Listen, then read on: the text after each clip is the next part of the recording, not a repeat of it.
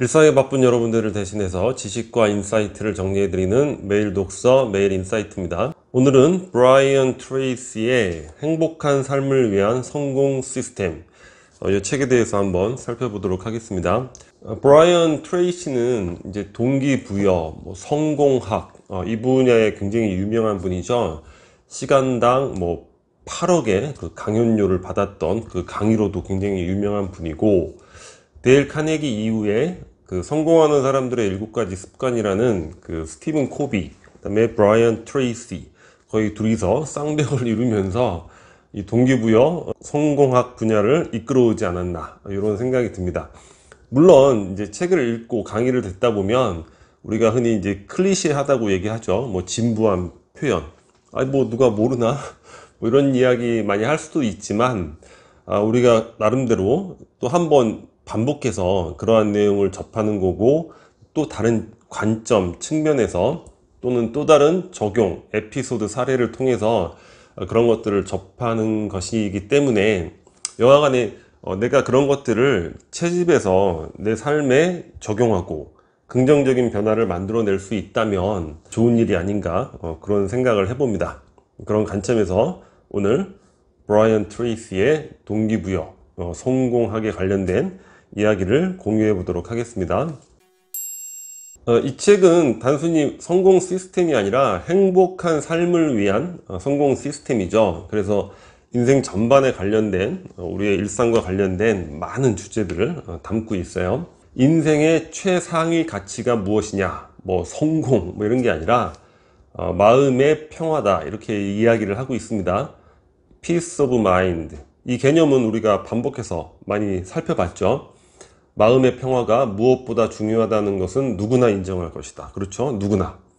인간이 지향하는 목표 중에 가장 상위의 것이다. 마음의 평화가 가장 상위라는 거죠. 우리 얼마 전에 또 알랭드 보통 성공이 뭐라고 했죠? 평화를 얻는 거라고 했죠. 일맥상통하는 이야기 같습니다. 마음의 평화가 없이는 나머지 요소들도 큰 의미를 갖지 못한다. 평화가 없다면 내가 큰 성공을 하고 엄청난 명예를 얻고 그런 것들이 큰 의미가 없겠죠. 부와 명예도 마음의 평화라는 바탕, 그 위에서 가치가 있는 것이 아닐까, 이런 생각을 해보게 됩니다. 그렇기에 사람들은 평생 동안 마음의 평화를 갈구하는 것이다. 자신이 얼마나 행복한지 가늠해 보려면 그 순간에 어느 정도로 마음이 평화로운지 측정하면 된다. 행복에 대해서 정의를 할 수 있는 분은 없는 것 같아요. 행복이 무엇이라고 생각해? 단어 자체도 굉장히 모호하죠. 우리가 과거부터 쓰던 단어도 아니고, 서구 문물을 수입하는 과정에서 이제 해피니스를 행복이라고 이 단어를 만든 거예요. 그러니까 도대체 이게 뭐가 행복이지? 모호한 느낌을 갖고 있는 거죠. 이런 또 단어의 모호성, 이런 게 상당히 좀 문제가 될 수도 있는 그런 부분이 아닌가, 이런 생각도 해보게 되는데, 브라이언 트레이시는, 자, 당신 행복합니까? Are you happy? 그걸 어떻게 측정하냐? 마음이 평화로운지, 그걸로 측정이 가능하다는 거죠. 그러니까 행복에 대해서 한 가지는 명확하게 우리가 정의해 볼 수 있을 것 같아요. 내 마음이 지금 평화로운가? 평화롭다면 그거는 행복한 상태다. 그렇게 파악을 할 수 있겠죠. 자, 핵심 도구, 인생을 살아가는 도구일 수도 있고, 성공을 향해 나아가는 도구일 수도 있어요. 시스템이라고 얘기하고 있습니다. 자, 책에 담긴 내용과 아이디어만으로 멋진 인생을 살 수 있다면 우리는 이미 모두 그런 인생을 살고 있을 것이다. 왜냐?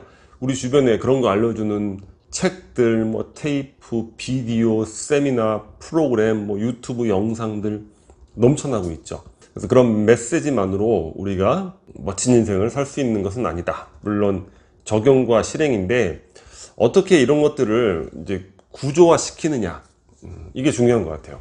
그러니까 구조화라는 개념이 뭐죠? 우리에게 필요한 것은 바로 시스템이다. 좋은 메시지를 전달받았을 때 그냥 메시지에 그치지 않고 그걸로 삶의 하나의 시스템을 만들어서 적용할 수 있어야 된다는 거죠. 자, 시스템이 없다는 것은 전체를 보여주는 그림 없이 조각 맞추기 게임을 하는 것과 같다. 전체 그림 없이 조각 맞추기를 하면 어떻게 되겠습니까? 전혀 그림을 만들 수가 없겠죠. 우리 인생에도 마찬가지라는 거예요. 대부분의 경우 시스템이 전혀 없는 것보다 좋지 않은 시스템이라도 있는 것이 낫다. 그러니까 시스템을 가져라 이렇게 얘기를 하는데, 이 얘기도 어느 정도는 추상적이죠.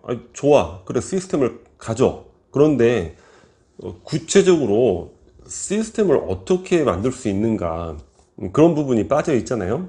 근데 이 부분에 대해서 제가 이 북튜브를 하다 보니까, 책을 많이 읽다 보니까 어떤 느낌, 이런 것들을 좀 최근에 갖게 됐는데, 자, 시스템을 어떻게 만드느냐? 자, 습관, 루틴, 일상이죠. 그다음 리추얼은 의식, 뭐 예식 이런 거 있죠. 그러니까 얼마 전에 제가 라디오 방송국에서도 이야기를 했는데, 뭐 습관하면 뭐 정리하는 습관, 예를 들어서 자, 루틴, 자동 반사적인 루틴, 에너지를 정말 중요한 일에 집중할 수 있게 많은 사례 예를 들었잖아요. 리추얼, 의식, 밤마다 가족들과 함께 감사할 일 3가지 함께 나누는 거, 이런 건 하나의 의식이죠.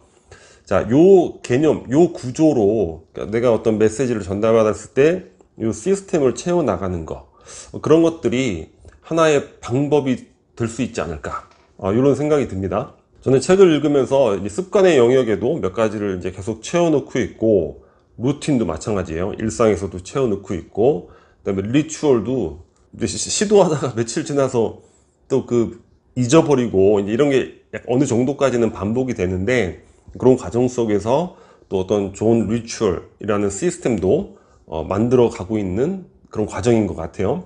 그래서 자, 시스템, 이런 부분으로 여러분들이 한번 적용을 해보시면 어떨까, 그런 아이디어를 한번 드리고 싶습니다.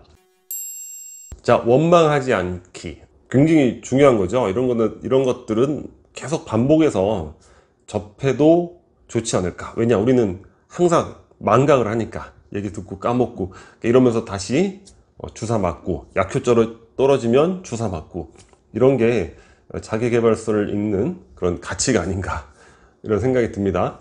그러니까 부정적인 감정의 99%는 다른 사람을 원망하거나 뭐 다른 것들을 원망하기 때문에, 그러니까 원망을 없애면 부정적인 감정이 사라진다는 거예요. 중요한 선언은 바로 이겁니다. 이것은 내 책입니다. 지금 물론 이 상황, 내가 어떠한 안 좋은 상황에 처해 있는데, 그것이 매우 구체적으로 타인에 의한 결과라 하더라도 어떻게 방법이 없어요. 그거부터 그 타인이 그로 인해서 그런 일이 생겼는데 그가 이 문제를 해결해 줄 수는 없잖아요. 그래서 자, 그것은 모두 내 책입니다. 내가 교통사고를 당해도 그것은 바로 내 책입니다. 왜냐? 그건 내 인생이니까. 교통사고 난 상황 자체를 어떻게 원상복구를 할 수는 없는 거잖아요. 내 삶의 모든 부분이 될 수밖에 없는 거죠. 그러니까 내 삶의 부분이면 그것은 바로 내 책임이다, 이런 개념으로 되는 거죠. 이와 관련된 에피소드들을 내 인생 최고의 통찰 아모르 파티라고 찍어 놓은 영상이 있는데, 한번 관심 있으면 참고해 보시면 좋을 것 같습니다. 이런 선언이 우리가 우리 삶의 주인으로, 그다음에 부정적인 감정을 없애는 데 있어서 가장 좋은 선언이 아닌가. 그리고 이 선언의 의미를 한번 아까 추천드린 영상을 통해서도 한번 다른 관점에서도 살펴보시면 좋지 않을까, 이런 생각을 해봅니다. 용서하기. 제가 예전에 이렇게 인생에 대한 나눔을 하는 모임에 참석했던 적이 있는데, 의외로 굉장히 많은 분들이 중년의 나이가 됐음에도 불구하고, 자, 어린 시절에 부모가 자신에게 한 일에 대해서 아직까지도 마음을 풀지 못하고 있다. 의외로 이런 경우를 굉장히 많이 봤습니다. 그런 나눔 모임뿐만 아니라 뭐 주변에서도 지인이라든가 뭐 친구라든가 봤을 때, 그런 어린 시절에, 그런 청년 시절에 그런 부모로부터의 뭐 섭섭함이라든가 아니면은 약간의 폭력을 당했다거나 뭐 이런 것들이 용서를 하지 못하고 있다는 거죠. 근데 브라이언 트레이시가 얘기를 하고 있는 거예요. 자, 중년을 코앞에 둔 많은 사람들이 아직까지 부모를 용서하지 못해 정신적으로 고통을 받고 있다. 자, 중요한 건 뭡니까?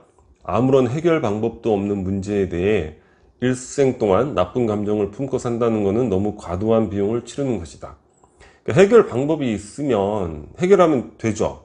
근데 이건 해결 방법이 없어요.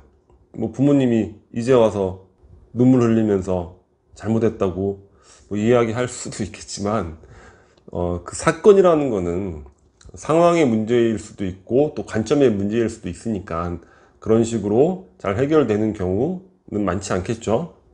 그래서 이런 해결 방법도 없는 문제에 대해 나쁜 부정적 감정을 품고 산다는 거는 스스로가 삶의 비용을 치르고 있다는 거죠. 그래서 그런 부분들에 대해서 이제는 용서하고 잊어라, 이렇게 이야기를 하고 있습니다. 나름대로 굉장히 의미 있는 조언이 아닌가 이런 생각을 해요. 용서에 대해서 한 3가지 경우가 나오는데, 첫 번째 부모님, 좀 전에 말씀드렸죠. 둘째는 다른 모든 사람들, 그리고 3번째가 무엇이냐? 자, 우리 자신이라는 거죠. 지금까지 우리가 저지른 모든 어리석은 말과 행동을 스스로를 용서하라는 거예요. 인간은 완벽한 존재가 아니니까 무수히 많은 그런 시행착오가 있을 수 있겠죠. 그런 것들에 계속 후회라든가 죄책감, 이런 것들에 쌓여 있는 거, 똑같은 얘기가 되겠죠. 아무런 해결 방법도 없는 문제에 대해 나쁜 감정을 품고 있는 거니까 용서하고 이제 마음에서 밀어내라, 이렇게 이야기를 하고 있습니다. 용서, 우리 잘 한번 생각해 봐야 될 부분이 아닌가 이런 생각이 듭니다. 마지막으로 이제 슈퍼의식에 관련된 이야기인데, 나를 이끌어가는 운, 능력, 이렇게 이야기할 수 있을 것 같아요. 모든 인간의 위대함과 성취가 슈퍼의식에 기초하고 있다. 모든 위대함이. 그러니까 슈퍼의식이 뭔가 잘 와닿지는 않아요. 그러니까 예를 들면 심리학자 융이 이야기하기로는 초의식, 또 과거, 현재, 미래의 모든 지혜가 그 안에 담겨 있는 어떤 축적된 무의식, 이런 게 되겠죠. 그러니까 아까 우리가 시스템을 만들어라, 이런 어드바이스가 있었고, 습관, 루틴, 리추얼, 이런 얘기를 드렸잖아요. 이런 것들이 계속 지속적으로 쌓여서 어느 시점, 어느 일정한 변곡점에 달하면 분출하는 게 슈퍼의식이 아닌가. 우리의 무의식 속에 축적된 이런 지식과 지혜와 이런 것들이 분출을 한다는 거죠. 그런 것들이 바로 인간의 위대함과 성취를 만들어낸다는 거예요. 그러니까 우리가 시스템을 만들고 그런 것들을 지속해 나가는 거, 지속성, 그런 게 중요하지 않을까 이런 생각이 들고, 슈퍼의식은 신뢰와 수용의 환경에서 잘 발휘된다는 거예요. 문제가 반드시 해결되고 장애물이 반드시 제거되며 목표가 반드시 달성된다는 자신감과 믿음, 이 부분이 굉장히 중요한 것 같습니다. 이런 믿음, 이 현실을 보고 내가 생각하는 게 아니라 생각하는 것이 현실이 된다, 이런 이야기들 많이 듣잖아요. 근데 이런 걸 실제 체험해보지 못한 사람들은 뭐야, 말도 안 되는 소리 하고 있어. 하지만 이런 것들을 체험해 본 사람들에게는 이런 것들에 대한 강력한 믿음이 있죠. 내가 생각하는 것이 현실이 된다, 내가 꾸준히 노력한다면 이런 것들이 어느 시점에서는 스스로 힘을 발휘한다. 어떻게? 어떤 형태로? 슈퍼의식의 형태로. 자, 그리고 어떤 상황이 발생하면 결과에 대해 조바심을 갖게 된다. 그러나 우리가 어떤 결과라도 받아들이겠다는 마음을 가지면 대부분 상황은 저절로 해결된다. 무슨 이야기입니까? 우리 얼마 전에 최강의 인생 살펴볼 때도 나왔죠.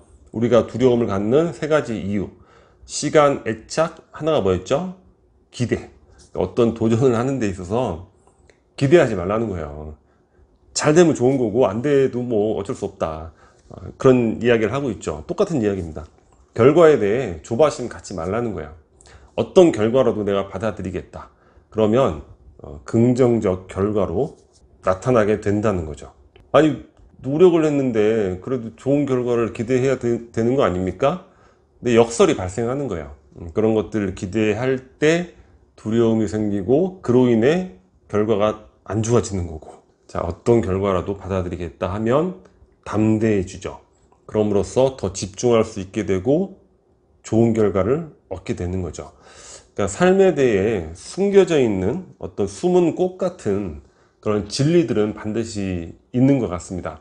우리가 아직 미처 체험해보지 못했기 때문에 그런 것들에 대한 신뢰나 믿음을 갖지 못하는 건데, 그런 것들 꾸준한 노력을 통해서 그런 것들을 체험한 사람들, 그런 사람들의 아주 강력한 확신이나 믿음을 이렇게 지켜보면 그러한 것들, 숨어있는 진실은 존재하는 것이 아닌가, 이런 생각을 해봅니다.